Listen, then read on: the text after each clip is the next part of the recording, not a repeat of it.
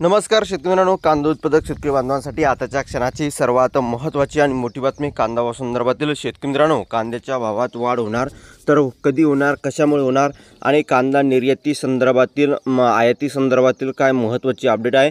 एकंदरीतच महत्त्वाची अपडेट कांदा शेतकरी बांधवांसाठी असणार आहे. श्रीलंकेने कांद्यावरील आयात शुल्क वाढवले, भारतीय कांदा निर्यातदारांना आता फटका बसणार आहे. त्या संदर्भातील आलेली सर्वात महत्त्वाची आणि मोठी बातमी. कांदा निर्यातदार संघटना, कांदा निर्यातदार नवी दिल्ली, विकास सिंह यांचं काय म्हणणं आहे तर या संदर्भातील संपूर्णपणे जाणून घेत आहोत. त्यानंतर पिंपळगाव बसवंत नाशिक जिल्ह्यातील या ठिकाणी निर्यातदार लक्ष्मण अय्यर यांचं सुद्धा मत प्रतिक्रिया जाणून घेणार आहोत. आणि कांदा उत्पादक शेतकरी वेळापूर विशाल पालवे यांचं काय म्हणणं आहे. कांदा आयाती संदर्भातील महत्त्वाची अपडेट आहे. आणि एकंदरीतच श्रीलंकेने कांद्यावरील आयात शुल्क वाढवले, भारतीय कांदा निर्यातदारांना फटका, त्या संदर्भातील बातमी आहे. संपूर्णपणे शेवटपर्यंत नक्कीच बघावी ही विनंती आहे. चला तर मित्रांनो, व्हिडिओला सुरुवात करतो आहे. स्क्रीनवर बघू शकता, श्रीलंकेने कांद्यावरील आयात शुल्क वाढवले, भारतीय कांदा निर्यातदारांना फटका. एकंदरीत कांदा निर्यातदारांना काय फटका बसणार आहे त्या संदर्भातील महत्त्वाची अपडेट आहे. कांदा निर्यातदारांच्या बरोबर कांदा शेतकऱ्यांना सुद्धा काय फटका बसतोय त्या संदर्भातील अपडेट आहे.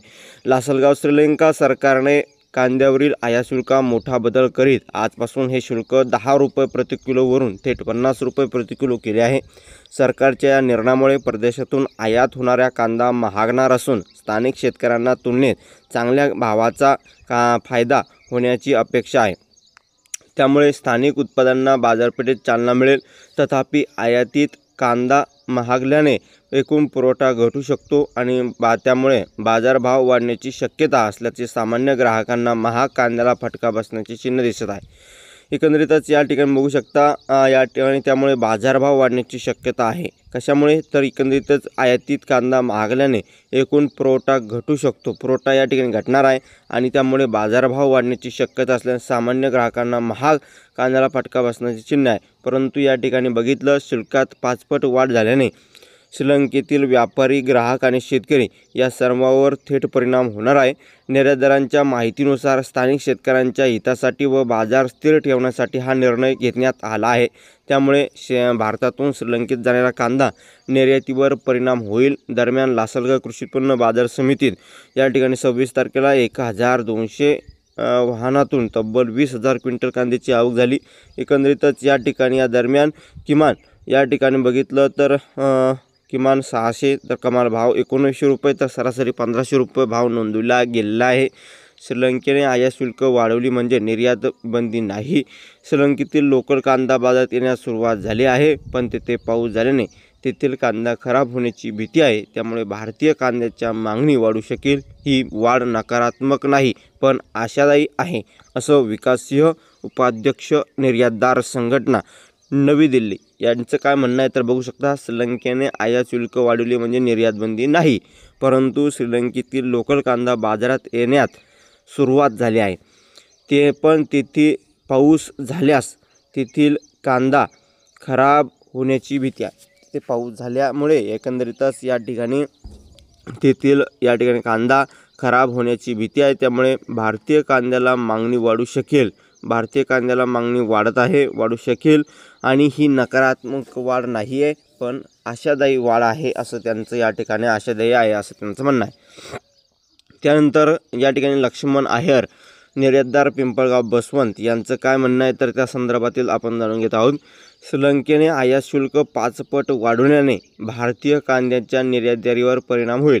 श्रीलंकेने आयात शुल्क वाढवलं 10 रुपयाहून ते 50 रुपये किलो, परंतु भारतीय कांदा निर्यातीवर तो परिणाम होणार आहे कारण की निर्यातदारांना ते परवडेबल नाही आहे. अधिक वाहतूक खर्च, चलनवाढ यामुळे स्पर्धात्मकता कमी होते.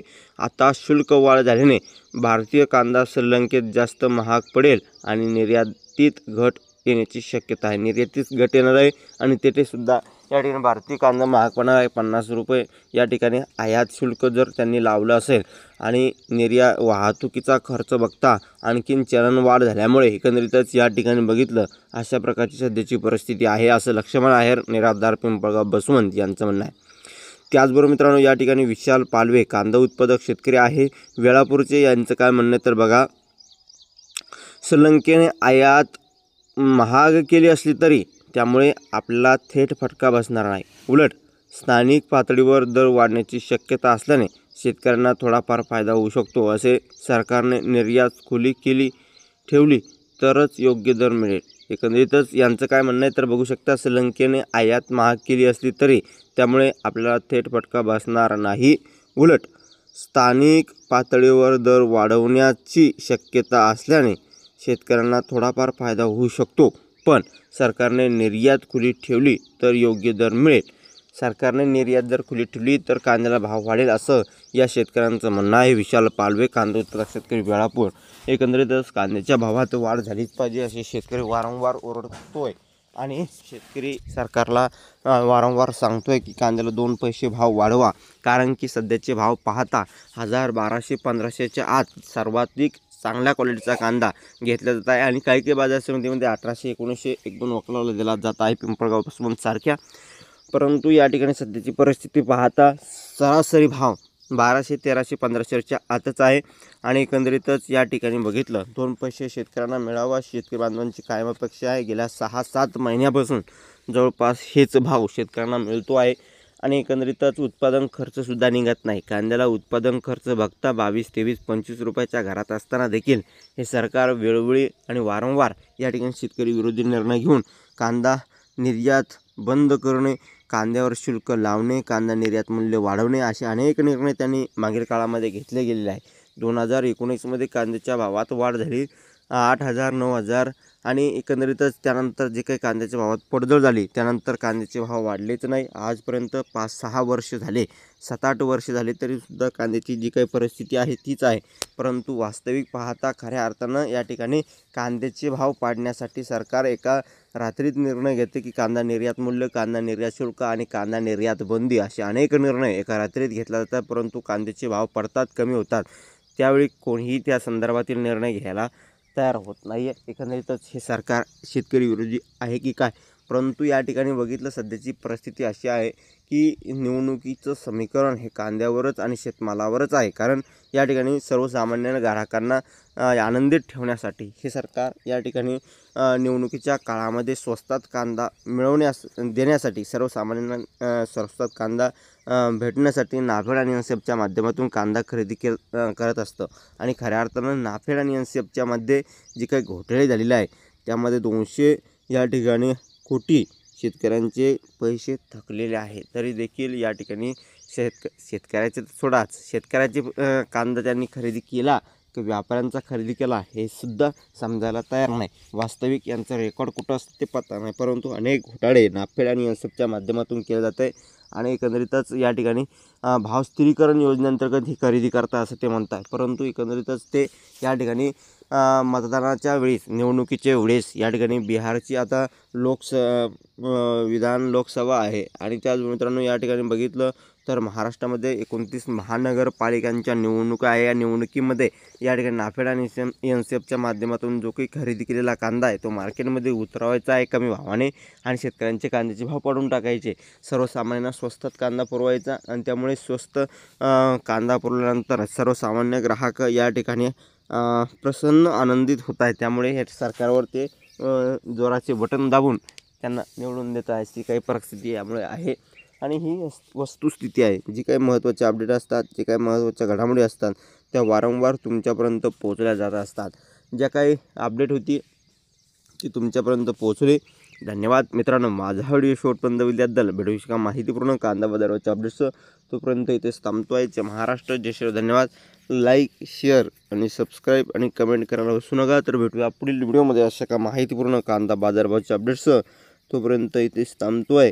आणि एकंदरीत शेतकरी मित्रांनो जास्तीत जास्त महाराष्ट्रातील तमाम कांदा उत्पादक शेतकरी बांधवापर्यंत हा व्हिडिओ नक्की शेअर करा जेणेकरून त्यांनाही ताजे आणि महत्त्वाचे अपडेट कळेल. धन्यवाद मित्रांनो. माझा व्हिडिओ शेवटपर्यंत बघितल्याबद्दल भेटू माहितीपूर्ण कांदा बाजाराच्या अपडेट्स तोपर्यंत इथेच थांबतोय. जय महाराष्ट्र, जय शिवराय. धन्यवाद. व्हिडिओ जास्तीत जास्त नक्कीच शेअर करायला विसरू नका आणि आपल्या कांदा उत्पादक शेतकरी बांधवापर्यंत पोहोचवा. आपल्या सोशल मीडियाच्या माध्यमातून व्हॉट्सअप, फेसबुक सोशल मीडियाच्या माध्यमातून नक्कीच व्हिडिओ शेअर कराल अशी आशा आहे. तर भेटूया पुढील व्हिडिओमध्ये असे जे का माहितीपूर्ण कांदा बाजाराच्या अपडेट्स तोपर्यंत इथेच थांबतो. जय महाराष्ट्र, जय शिवराय. धन्यवाद. लाईक, शेअर, सबस्क्राईब आणि कमेंट करायला विसरू नका. तर भेटूया पुढील व्हिडिओमध्ये तोपर्यंत इथेच थांबतो. जय महाराष्ट्र, जय शिवराय. धन्यवाद. जास्तीत जास्त व्हिडिओ नक्कीच शेअर करावा ही विनंती. धन्यवाद. आणि व्हिडिओ नक्कीच लाईक करायला विसरू नका. तर भेटूया पुढील व्हिडिओमध्ये अशाच एका माहितीपूर्ण अपडेट्स होतो.